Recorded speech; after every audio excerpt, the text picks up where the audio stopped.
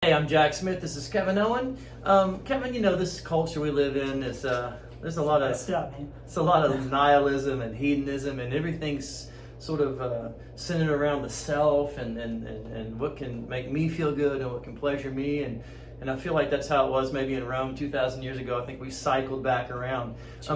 What's the point in living for something greater than yourself and your own base desires and your own pleasures? Why does that make your life better? Whoa. I don't know how biblical you want me to go on this one, but to be honest, there's a time for attending to what you want, and there's a time for remembering that there's more than just you in the world. I don't know how many clients that come in pursuit of happiness who have everything and who've done everything, who are still just incredibly miserable. And so when we look at it and say, well, go out there and pursue your happiness, go out there and pursue your great mountain. Well, if there's something bigger, something more than just you, you might find that's more rewarding over time. Yeah, I feel like that's the truth.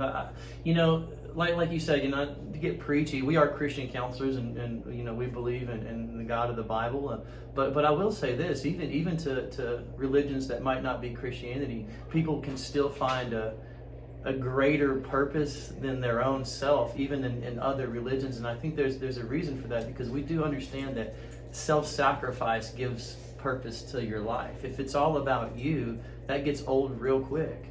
We can see even people that have everything they want fall into deep depression, even suicide, and you're thinking, wow, you have everything that people would want, but it's because it's all for them. And I think that self-sacrificial life, that service-oriented kind of life, leads to something greater, and it leads to more fulfillment in life.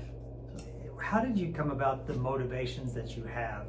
A lot of times the people who are in pursuit of happiness are coming from a place where they either didn't feel happy. Okay, was it because I didn't have things, so I go out and earn? Is it because I didn't feel connected, so I go out and I get any sort of superficial connection I can get? Well, where did it come from, and how would I attend to that could help me in making a bigger pursuit? If your world is just you, it's sad, it's lonely, and it's something that will perpetuate anxiety around things that don't necessarily have to be a big deal, depression around things that don't have to be as big as they are, because if all there is this in particular moment, how I feel about it, that's not much. Your world is too small. Yeah, I mean, and when you do that, you're actually amplifying all the things about yourself that you don't like, because you're centered and focused on you, and so all those things will just blows up in your face, and then next thing you know, you're trying to find ways to cover it up and hide that, and it's definitely not a good way to live. And I think this idea of living for something greater, we can see this in our own lives. I mean, I loved playing basketball in high school, and I loved having a good game, but I really love more watching my son have a good game. I like receiving gifts, but it's more fulfilling to watch somebody else be excited about a gift I've given them. And we can see this daily in our own lives, that sometimes that life of self-sacrifice and living for something greater than your base desires and your own pleasures can lead to a more fulfilling life, and you can mitigate those symptoms of depression and anxiety and angst and anger that we see in this culture. When you were born, you were focused on you and your needs. Then you became a teenager and you became focused on how you were received by others. And you hear how both of those are centered around you.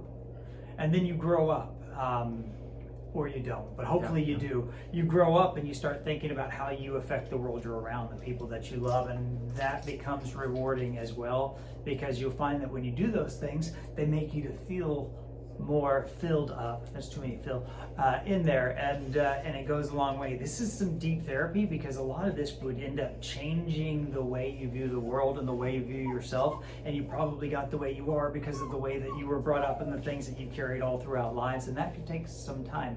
I have no idea what we're going to label this video whenever we send it over to YouTube, but if you need help with any of that stuff, give us a call.